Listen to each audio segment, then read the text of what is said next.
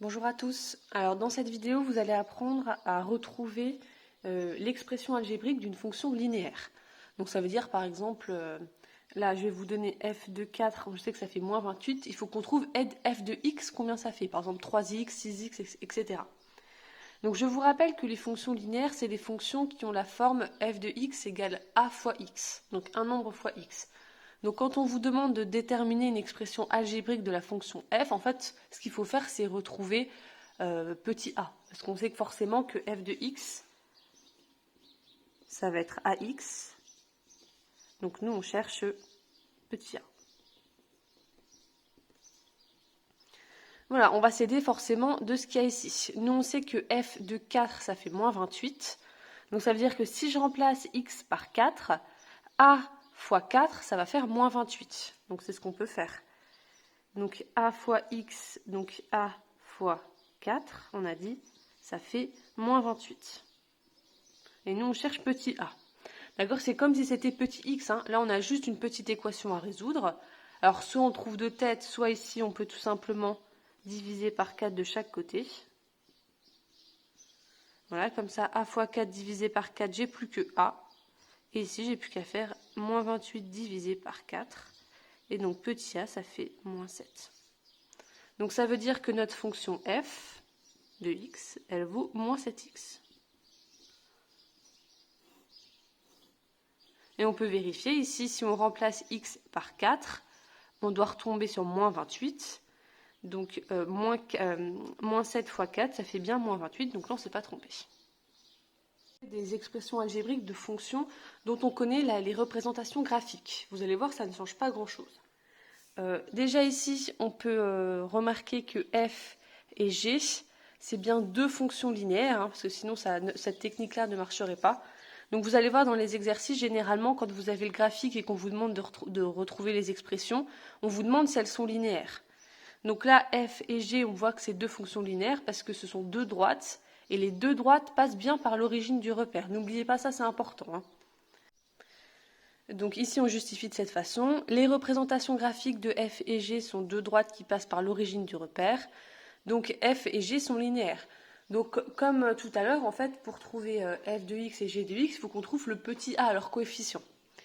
Voilà. Pour ce faire, en fait, on va se ramener à ce qu'on a fait avant. Ce qu'il va falloir faire, c'est trouver un point de la courbe de f et de g. Par exemple, pour la droite G ici, il faut que je trouve un point qui tombe pile. Donc vous voyez, je ne vais pas m'amuser à prendre celui-là, mais je peux prendre celui-là. Voilà, là le point de coordonnées 4, 1, il appartient bien à la représentation graphique de G. Donc ça veut dire que G de 4, ça va être égal à 1.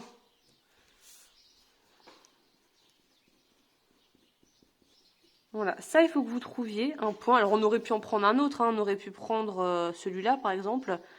Voilà, on peut juste, enfin, il ne faut pas prendre 0, hein, parce que quand on va trouver petit a, bon, vous savez, elles passent toutes par 0, donc on prend n'importe quel point sauf 0. Donc moi ici, je sais que g de 4, ça fait 1. Voilà, alors je me mets en dessous ici, et encore une fois, g de x, comme c'est une fonction linéaire, ça va être égal à ax. Et encore une fois, on cherche petit a. Une fois qu'on aura trouvé petit a, on n'aura plus rien à faire. Donc on reprend ce qu'on a fait ici, g de 4 égale 1, ça veut dire que si je remplace x par 4, donc a fois 4, ça doit être égal à 1. Donc a fois 4 égale 1. Ici on a remplacé g de 4. Hein. G de 4 c'est a fois 4 et ça doit être égal à 1. D'accord? Donc ici si on sert que de ça, je vais le mettre en dessous, a fois 4 égale 1. Donc on cherche petit a. Encore une fois, on a juste à faire une division ici. Hein. On divise de chaque côté par 4. Donc a égale 1 quart. Ou 0,25, n'importe. Donc ça veut dire que g de x, c'est égal à 1 quart de x. Voilà, si je remplace x par 4, 1 quart fois 4, ça fait bien 1. Et vous voyez, si on avait un autre point qu'on pourrait vérifier, par exemple celui-là, si je remplace x par moins 4, je suis censée trouver moins 1. Alors g de moins 4, ça vaut 1 quart fois moins 4. Donc les 4 se simplifient, il me reste bien moins 1. Donc là, on ne s'est pas trompé. Et on fait pareil avec f. Donc pareil, il faut trouver un point autre que 0, hein, parce que regardez ici, on sait que n'importe quel nombre fois 0, ça fera 0. Donc ça ne sert à rien de le prendre, ça ne va pas nous aider. Là, on peut prendre par exemple, allez, pour changer celui-là. Donc ici, le point là, il appartient bien à la représentation graphique de f. Donc f de moins 1, ça fait 2. On a dit f de moins 1 égale 2. Et encore une fois, on sait que f de x, c'est une fonction linéaire, donc f de x, ça fait ax. Et on cherche encore petit a. Donc si je remplace x par moins 1, a fois moins 1, ça me donne 2. Donc a fois moins 1 égale 2. Encore une fois, nous on cherche a, on a juste une petite équation à résoudre. Donc on divise de chaque côté par le nombre ici, donc par moins 1. Donc petit a égale 2 divisé par moins 1, qui fait moins 2. Donc f de x est égal à moins 2x. Pardon. On peut vérifier, si je remplace x par moins 1, moins 2 fois moins 1, ça fait bien 2. Et on peut retrouver un autre point, celui-là par exemple, moins 2 et 4.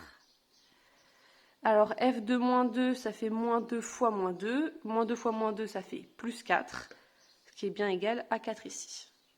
Donc là, on ne s'est pas trompé. Voilà, juste précision, parce que j'ai oublié de vous le dire dans la vidéo d'avant, on traçait les représentations graphiques de fonctions linéaires.